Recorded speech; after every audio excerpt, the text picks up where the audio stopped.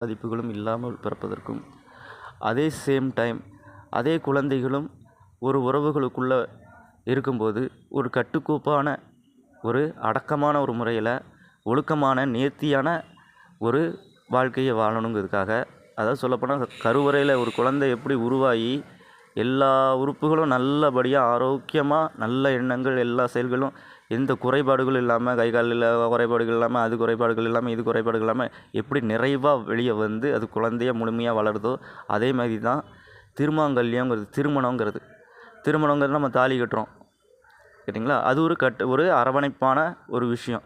கர்ப்பப்பை எப்படி அரவணைப்போ, எப்படி ஒரு கர்ப்பிணியை வந்து தான் குழந்தைய அரவணைச்சிருக்காளோ அதே மாதிரி தான் ஒருத்தருக்கு ஒருத்தர் அரவணைப்பான வாழ்க்கையை வாழும்போது தான் ஒரு முழுமையான குழந்தையும் உங்களுக்குள்ளே பிறக்கு. ஒரு அன்பான பாசமான ஒரு குழந்தை பிறக்கு கேட்டிங்களா. அதுவும் எந்த குறைபாடுகளும் இல்லாமல் பிறக்கு.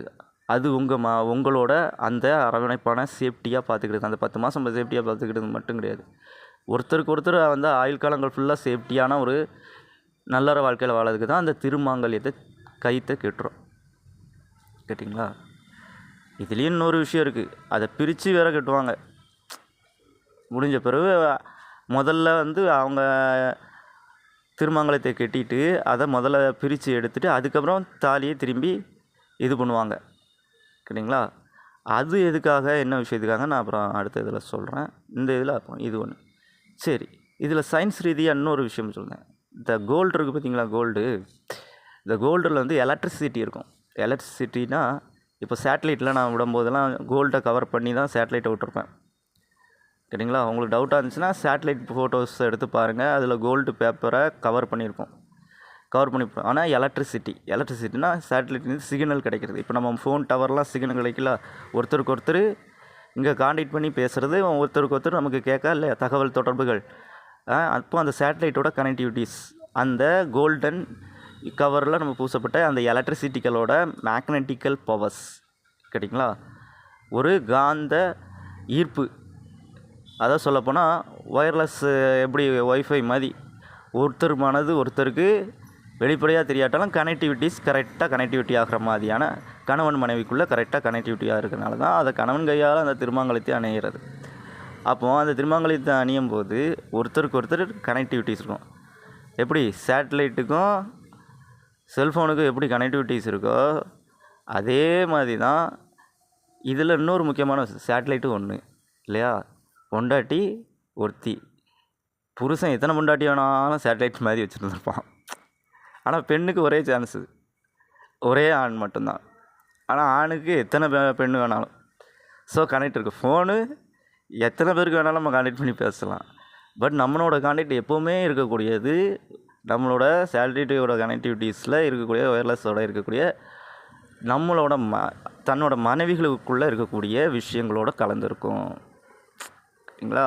அதுக்கு தான் அந்த திருமாங்கலத்தை கட்டும். அது கோல்டு எதுக்கு நம்ம நெஞ்சில் போடுதோம் அப்படின்னு சொல்லி கேட்டால், பெண்ணோட இதய துடிப்பு இருக்கு இல்லையா, அந்த இதய துடிப்பு வந்து ஒரு எலக்ட்ரிசிட்டி, நம்ம உடம்புலையே ஒரு எலக்ட்ரிசிட்டி உண்டு கேட்டிங்களா. லைட்டாக கையில் அங்கங்கே இடிச்சிட்டு சர்றன்னு கையில் ஒரு இழுப்பு கரண்ட் இழுத்த மாதிரி இழுக்கும் சிலவங்களுக்கு, பார்த்துருக்கீங்களா, எம்மா அப்படின்ட்டு. இது இஸ் எலக்ட்ரிசிட்டிஸ். நம்ம ரத்த ஓட்டங்கள் பம்ப் ஆகி இதாகுது இல்லையா, அதுவும் அந்த எலக்ட்ரிசிட்டிஸ். அந்த எலக்ட்ரிசிட்டிஸோட ஃபங்க்ஷன் தான் சீராக இருக்கக்கூடியதும், பெண்ணோட இதய துடிப்பு மார்பகம் எல்லாமே ஒரு சீரான நிலைப்பாடுகள் இருக்கிறதும், கணவனை மட்டுமே ஈர்த்து அதற்கான நேர்த்தியான வாழ்க்கையை வாழக்கூடியதும். அதனால தான் வந்து பெண்களை பொறுத்த வரைக்கும் திருமணம் முடிந்த பெண்களாக இருந்தாலும் மற்றவங்களாக இருந்தாலும் ஹேக்கிங் பண்ணக்கூடாதுன்னு சொல்கிறது. ஹேக் பண்ணுறது என்ன ஆகும் அப்படின்னு சொன்னால் அது உங்களுக்கு பாதிப்பு தான் கொடுக்கும். ஏன்னா கணவனோட மார்பு மனைவியோட மார்போட மட்டும்தான் தொடர்பு போகணும். மற்றவங்களோட இருந்துச்சுன்னா அது வேறு மாதிரியாக தான் அசிங்கமானதாக போயிடும் கேட்டிங்களா. அதை பற்றிலாம் சொல்லணும்னா நிறைய சொல்லலாம்.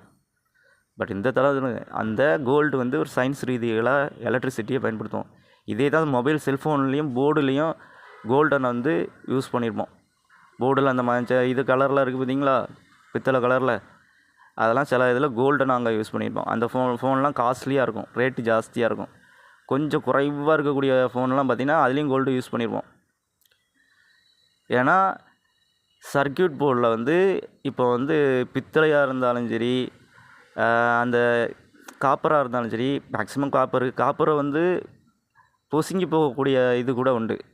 பட் கோல்டு வந்து அந்தளவுக்கு ஆகாது. கேட்டிங்களா? அப்போ மெல்லிய இலைகளில் நாங்கள் கொடுக்கும்போது எலக்ட்ரிசிட்டிகள் ஃபங்க்ஷன் ஆகும்போது மொபைலை பொறுத்தவரையும் மற்ற இதை பொறுத்தவரையும் அந்த டேமேஜபிள் இல்லாமல் இருக்கும்.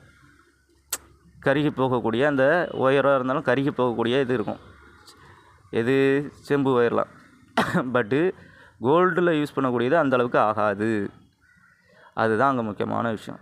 அதனால தான் அந்த திருமாங்கல்யத்துக்கு ஒரு மேக்னட்டிக்கல் பவர் இருக்குது அப்படிங்கிற விஷயத்த தெரிஞ்சுக்கோங்க. அறிவியல் பூர்வமாகவும் அதை பற்றின விஷயங்கள் நிறைய இருக்குது. சரிங்களா? தங்கத்தை என்ன தான் நீ வந்து நெருப்பில் போட்டு சுட்டாலும் தங்கம், அதாவது தங்கத்தை என்ன தான் சுட்டு நெருப்பில் போட்டு எடுத்தாலும் தங்கம் தான் இல்லையா? அப்படிங்கிற மாதிரி தான் அந்த கோல்டு ஒரு கணவனோட எலக்ட்ரிசிட்டியோட கனெக்டில் இருக்கும். அதனால தான் திருமணத்துக்கு இப்போ வந்து திருமாங்கல்யத்தை அணியிறோம். தங்கத்தில் அணியிறதுக்கு அர்த்தம் இதான். சரிங்களா? அதே மாதிரி நம்ம தங்கத்தை அணியும் போதுமே நம்மளோட எலக்ட்ரிசிட்டிகள் இருக்கும். அவங்களுக்கு சில ஃபங்க்ஷனபிள் இருக்காது. சில விரல்கள்லாம் அசைவுகள் கொஞ்சம் இதாக இருக்கும். அப்போ அந்த விரல்களை நீங்கள் கோல்டு அணிவிச்சு பாருங்கள், அதோட எஃபெக்டிவ்ஸ் தனியாக தெரியும். அதே மாதிரி தான் வெள்ளி. சிலவங்க உடம்பு அடிக்கடி சூடு அதிகமாகிக்கிட்டே இருக்கும். அப்போ வெள்ளியும் அணிஞ்சிருப்பாங்க. ஏன்னா வெள்ளியோட குளிர்ச்சித்தன்மையும் தங்கத்தோட குளிர்ச்சித்தன்மையும் டெம்பரேச்சரை நம்ம செக் பண்ணி பார்க்கலாம். எப்படின்னா கோல்டு எடுத்து ஒரு கோல்டு ரிங்கை எடுத்துக்கோங்க. ஒரு பாத்திரத்தில் ஒரு தண்ணியில் போடுங்க. ஒரு வெள்ளி ரிங்கை எடுத்துக்கோங்க, தண்ணியில் போடுங்க. ஒரு காப்பர் ரிங்கை எடுத்துக்கோங்க, தண்ணியில் போடுங்க. இந்த 3 தண்ணியும் ஒரு 30 days அப்படியே வச்சுருந்துட்டு எடுத்து அதோட டெம்பரேச்சர் லெவலை மானிட்டர் நம்ம வந்து தெர்மாமீட்டர் இருக்கு இல்லையா, அதை வச்சு செக் பண்ணி பாருங்கள் அளவீடுகள் எப்படி இருக்குன்ட்டு.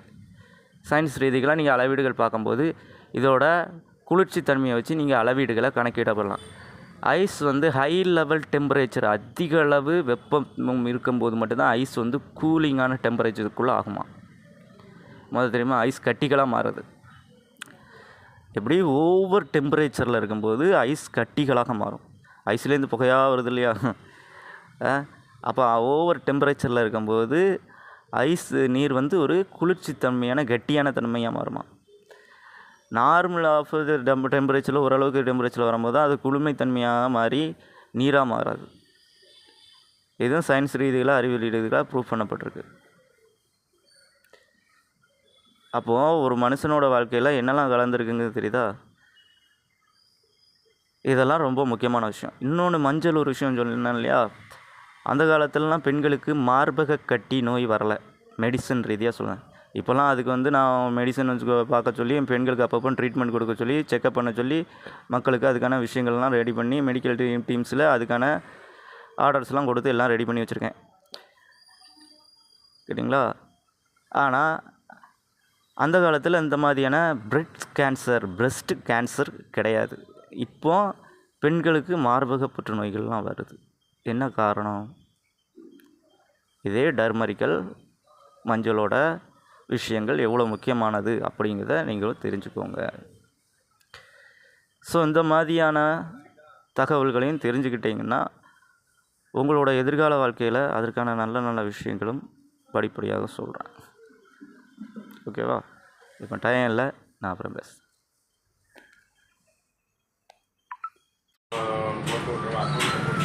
அதே மாதிரி இன்னொரு விஷயம் வச்சுக்கோங்க.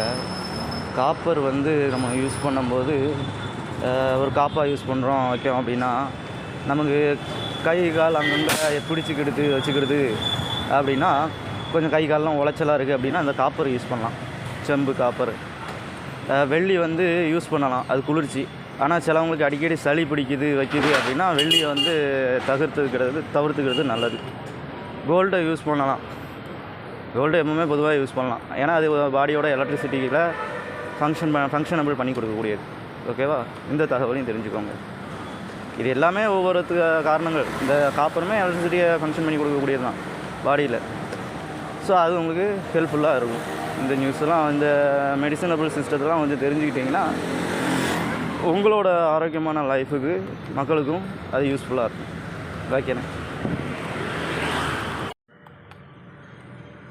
இதை தான் வந்து உங்களுக்கு 7ஆம் அறிவு படத்தில் ஒரு டைலாக்காக கொடுத்துருப்பேன் சூர்யாவுக்கு.